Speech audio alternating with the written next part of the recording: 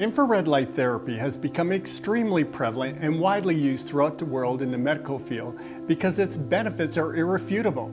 There's a tremendous amount of research that shows infrared therapy can reverse peripheral neuropathy, it can heal traumatic brain injuries, heal injured muscles and joints, accelerate the healing of fractured bones, heal injured disc, and accelerate wound healing, including burns.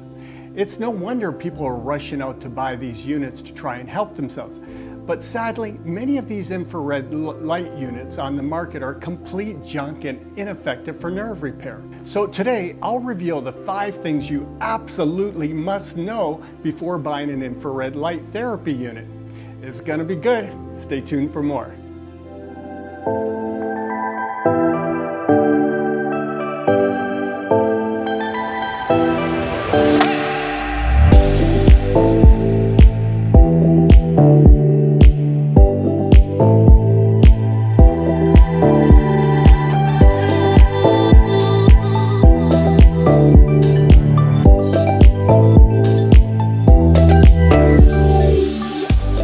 Hello, Health Explorer. This is Dr. Coppola, the Nerve Doctor. If you've been told your neuropathy is permanent, I'm here to help you achieve new levels of health you've never dreamed possible. If you're new to my channel, click on the subscribe button for up-to-date and accurate information on peripheral neuropathy and what you can do to overcome it. Also, don't forget to click on the bell so that you get notified when I publish new content. Now, let's dive in. Most of us have heard that nerves heal very slowly. But if you've watched my video on healing nerves with light, then you know that using near-infrared light can accelerate nerve repair up to 4 times faster.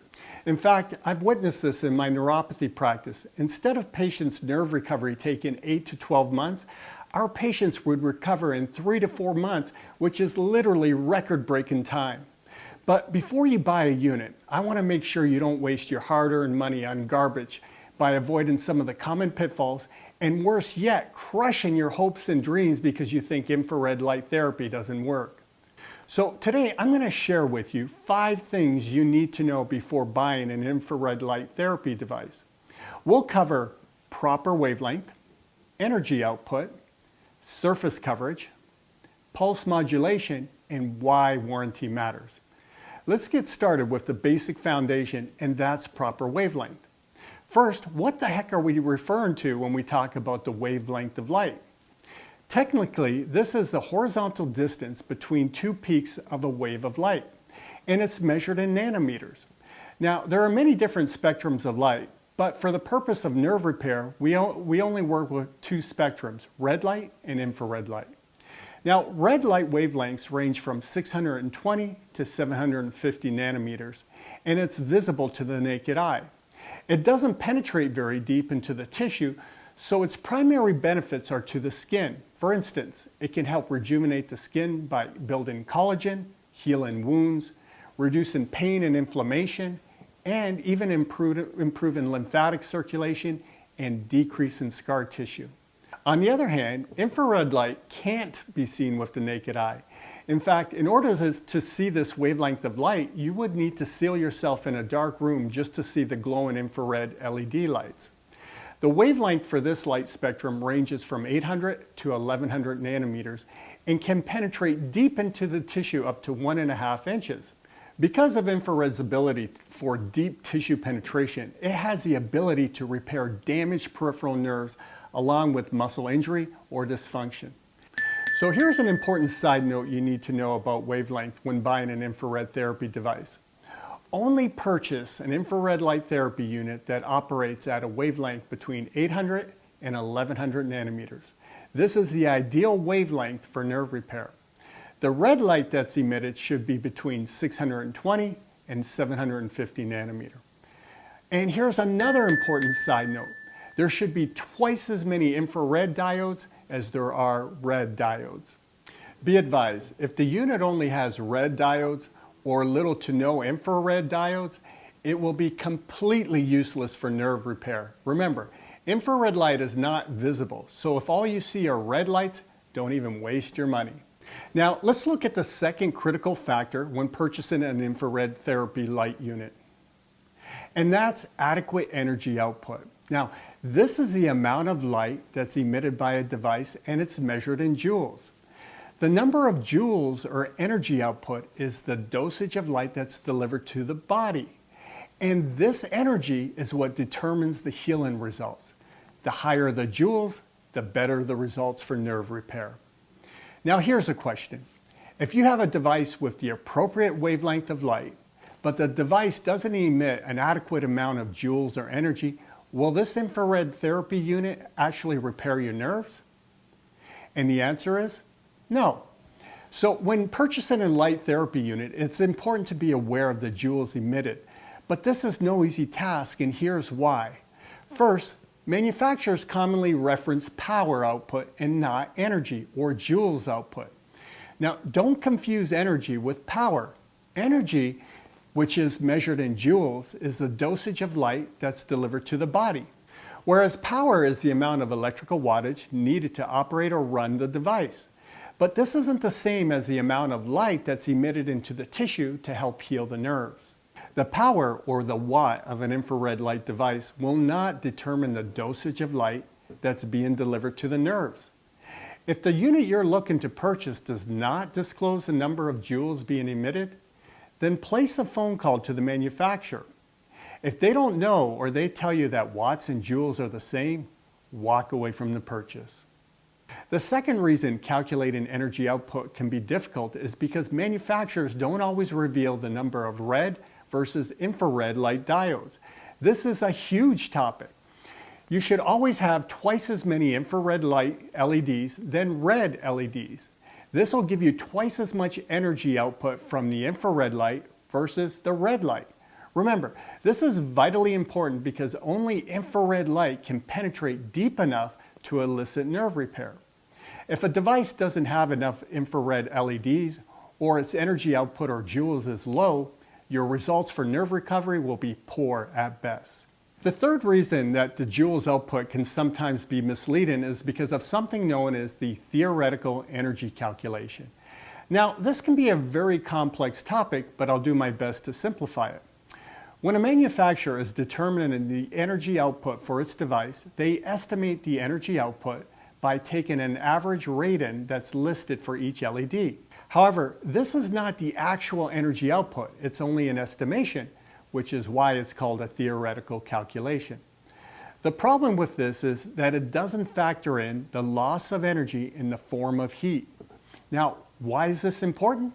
It's important because it will artificially inflate the number of joules and often make the energy output appear much higher than it really is. The most accurate way to calculate the energy output is to measure it in a lab that utilizes a state-of-the-art closed environment called an integrated sphere.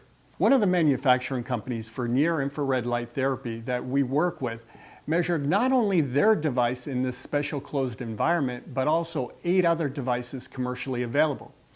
They did this during the design phase to verify that their unit had the capability to maintain high energy output. They hired a third-party, independent, non-biased lab, and the results were astonishing. Let's take a look. Even though these are the actual devices being sold on the market, we've concealed the names so we don't have a bunch of angry manufacturers knocking on our door.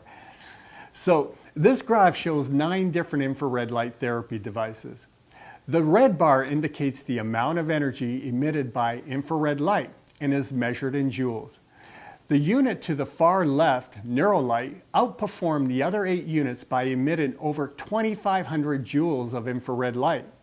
The second best performer is competitor number 2, but you can see there was a significant drop in energy output at only 963 joules. Now look at the device all the way to the far right on the graph, competitor number 9. This device put out a pathetic 3 joules of energy for near-infrared light. The remainder of the light was from red light, which is completely ineffective for peripheral nerve repair and is complete junk. Remember, the total energy or joules delivered to damaged tissue is what separates cheap, ineffective light therapy units from the higher quality units that are going to cost a lot more but also produce the best results. Okay, I just threw a lot of information at you, so let me summarize what you need to know about energy output. When buying an infrared light device, here's the side note that you need to know. Look at the total energy output per treatment session. A good device should have at least 2,500 to 3,000 joules per treatment session.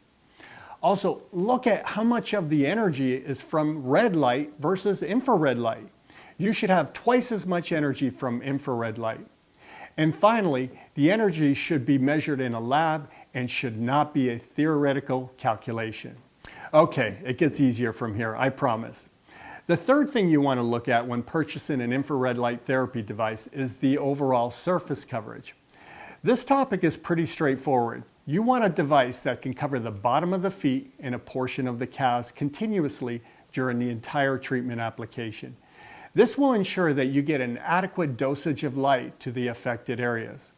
What you don't want are the handheld wand infrared devices because they simply can't achieve adequate surface coverage by waving a wand around. Moving on to number 4, pulse modulation. This topic can also get quite technical, but I'll keep it simple. An infrared light can either be kept on continuously, just like flipping on a light switch, or it can be pulsed, which would be like flipping the light switch on and off continuously for the entire treatment time. You only want to purchase a device which offers pulsed modulation. The problem with continuous shower of infrared light is that the nerves will acclimate to the signal, and after a while they'll stop responding and they'll stop healing. On the other hand, if the light is pulsed, stimulation to the nerves will be ongoing, allowing for repair and regeneration to the damaged nerves. So here's another side note for you. You want a device that offers pulsed modulation. If it doesn't have pulse modulation, don't buy it. It's really that simple. And finally, number 5, let's discuss why warranty matters. Aside from the obvious, I have found that if a manufacturer offers a great warranty, it tells you a few things about the company. First and foremost, it tells you that they built a great product and they're willing to stand behind it. Secondly, it also tells you that they care about their reputation. So here's what you should look for in a warranty. The company should offer a 2 to 3 year warranty. And if your device stops working for any reason, they should be willing to fix it, no questions asked. Barring any obvious abuse, like your dog chews it up or you drop it at the bottom of the pool. Don't laugh, it's happened. All right, folks, follow the steps I've outlined in this video and you'll get yourself a great unit that will serve you for many years. Stay tuned for our future video on how to get the most out of your infrared device. So now's a good time to click on the like button and subscribe, and don't forget to click on the bell so you get notified when I publish a new video. Thanks for watching, and I look forward to seeing you on the road to great nerve health. Let's get started with one more time. It's good. Just give me a 3, 2, 1. Shows 9. Okay, picking back up with this graph shows 9. we need some Lily love first. Hi, Lily. I want kitty food.